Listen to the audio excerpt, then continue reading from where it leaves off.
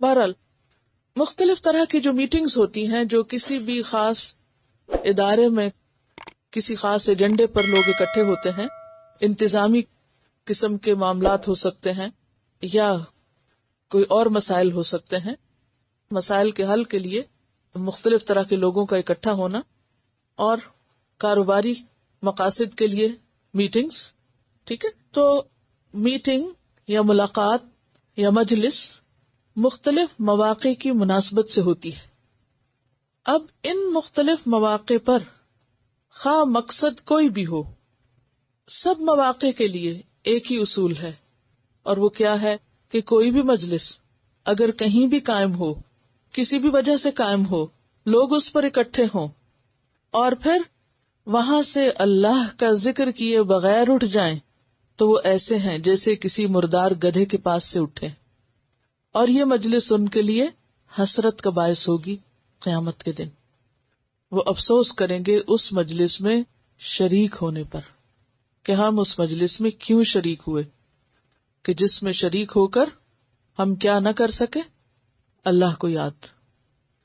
بعض اوقات یہ بھی ہوتا ہے کہ سب نہیں کر رہے تو پھر آپ خود کو یاد دہانی کرا لیں، اپنا خیال خود رکھ لیں. اب آپ دیکھیے کہ ہمیں اس اعتبار سے بھی دیکھنا ہے کہ وہ کون کون سی باتیں ہیں کہ جو مجلس کو اچھا بناتی ہیں اور کون سی چیزیں ہیں جو مجلس کو ناگوار کرتی، اور وہاں سے لوگ اچھی اور خوشگوار باتیں ساتھ لے جانے کی بجائے تکلیف دہ اور ناگوار چیزیں لے کر جاتے ہیں.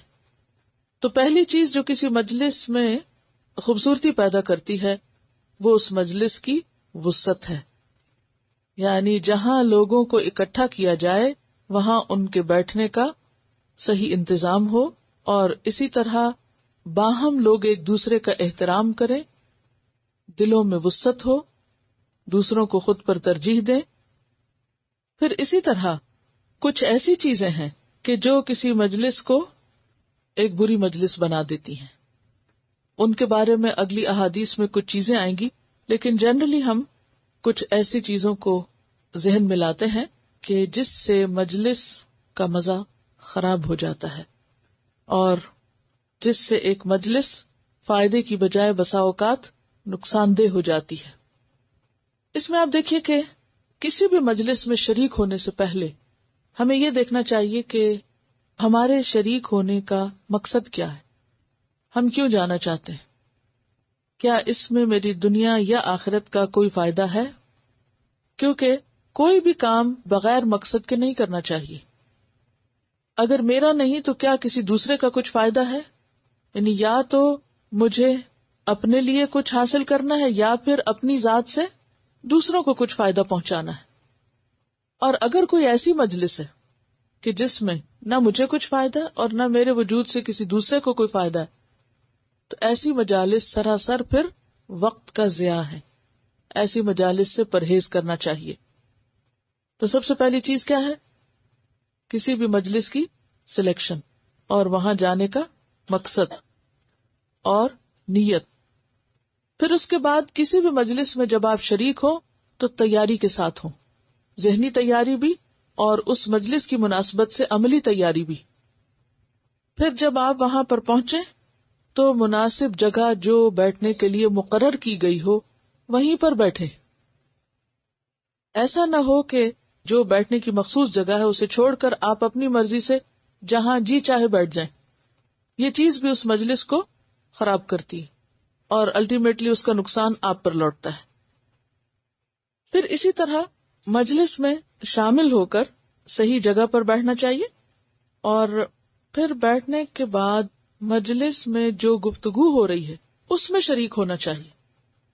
یہ بات بھی بد اخلاقی میں شامل ہے کہ مجلس کی گفتگو سے ہٹ کر کوئی شخص اپنی گفتگو شروع کر دے، مثلا اپنے ساتھی کے ساتھ کانوں میں باتیں شروع کر دے، کوئی سرگوشیاں شروع کر دے، یا پھر کچھ لکھ لکھ کے اس سے بات کرنا شروع کرے، یا بات بے بات پر دوسرے کو ہلائے، کونی مارے، آنکھوں ہی آنکھوں میں باتیں کرے، اشارے کرے اور مجلس کے اندر اپنی ایک اور مجلس بنا لے. یہ بھی ناپسندیدہ امر میں سے ہے. پھر اسی طرح خاص طور پر اگر کوئی مجلس علم کی مجلس ہے یا سنجیدہ مجلس ہے تو اس میں مزید احتیاط کی ضرورت ہے.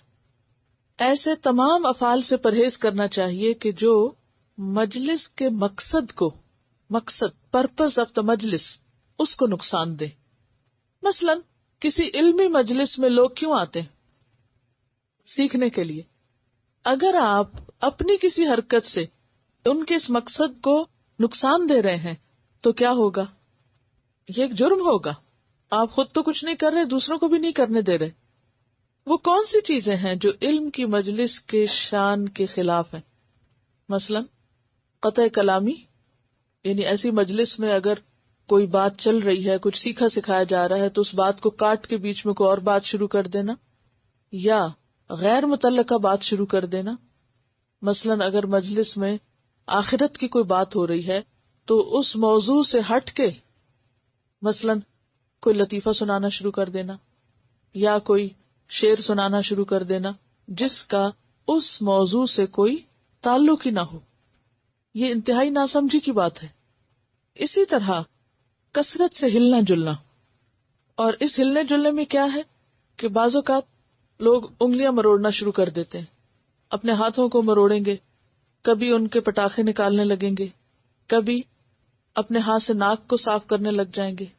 بات بات پر ناک کو ٹچ کرنا ایک مکروہ کام ہے اور دوسروں کے لیے اذیت کا سبب ہوتا ہے. اسی طرح بار بار اپنا دوپٹہ یا اسکارف یا کوئی بھی کپڑا ٹھیک کرنا، درست کرنا، وہ گر رہا ہے پھر اٹھانا پھر لگانا، اس سے بھی کیا ہوتا ہے کہ دوسروں کی توجہ میں خلل آتا ہے.